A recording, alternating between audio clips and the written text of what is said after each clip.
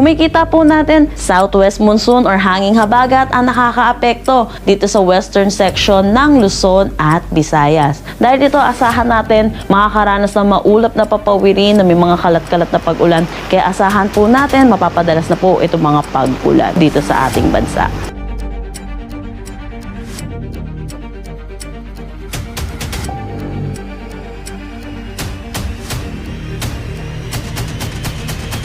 Manatiling may kaalaman at manatiling ligtas sa pamamagitan ng pagbisita sa aming YouTube channel para sa mga real-time na ulat panahon sa ating bansa. Laging tandaan, maging alerto at iba yung pag-iingat sa banta ng ulan, baha at pagguho ng lupa. Ngayon, oras na para marinig mula sa ekspertong meteorologist. Bibigyan tayo ng malalim na pagsusuri sa lagay ng panahon at ipapaliwanag ang anumang mahalagang kaganapan sa ating panahon ngayon o sa mga darating pang araw. Wala naman tayong nakataas na anumang gale warning sa anumang seaboards ng ating bansa. Para naman sa nalalabing bahagi ng ating bansa, lalo na dito sa Mindanao, asahan natin generally fair weather ang kanilang mararanasan. Pero may mga tsansa pa rin ng localized thunderstorm pagdating sa hapon at sa gabi. Pero kung makikita po natin, yung eastern section po ng Visayas ay makakaranas ng maaliwalas na panahon.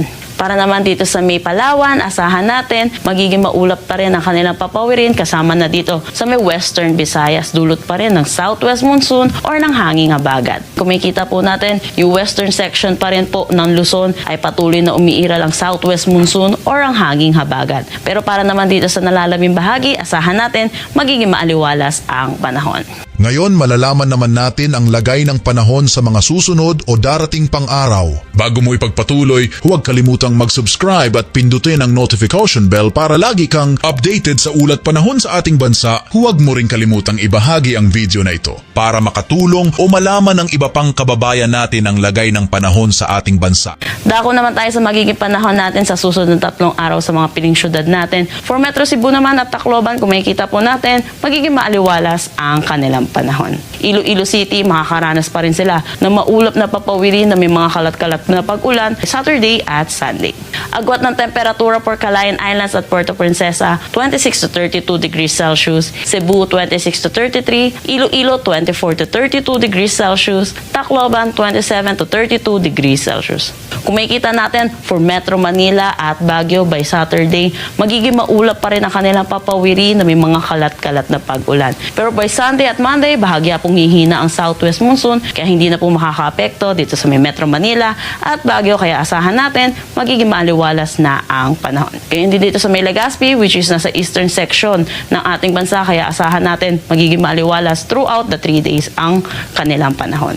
Agwat ng temperatura for Metro Manila, 24 to 32 degrees Celsius. Dito naman sa Tuguegarao, 25 to 33 degrees Celsius. Lawag, 26 to 32 degrees Celsius. Tagaytay, 23 to 31 degrees Celsius. Baguio, 17 to 23 degrees Celsius. At Legazpi, 26 to 32 degrees Celsius. Para naman dito sa Mindanao, kung makikita natin, Zamboanga City, asahan natin magiging maulap ang kanilang papawirin by Saturday, dulot pa rin netong southwest monsoon. For Metro Davao, asahan natin magiging maaliwalas ang panahon, kagaya na rin dito sa may Cagayan de Oro. Agwat ng temperatura for Zamboanga, 25 to 33 degrees Celsius. Cagayan de Oro, 26 to 33 degrees Celsius. At Davao, 26 to 33 degrees Celsius. Yan muna ang ating weather update ngayon. Sana ay nakita ninyo ang broadcast na ito na nagbibigay kaalaman at kapaki-pakinabang. Maraming salamat sa DOST Pag-asa sa pagbabahagi ng kanilang mahalagang insight o ulat panahon. Samahan kami sa susunod para sa higit pang mga weather update sa ating bansa at manatiling nakatutok sa weather update ng bansa, at huwag kalimutan i-share at mag-subscribe na rin. Mabuhay ang Pilipinas!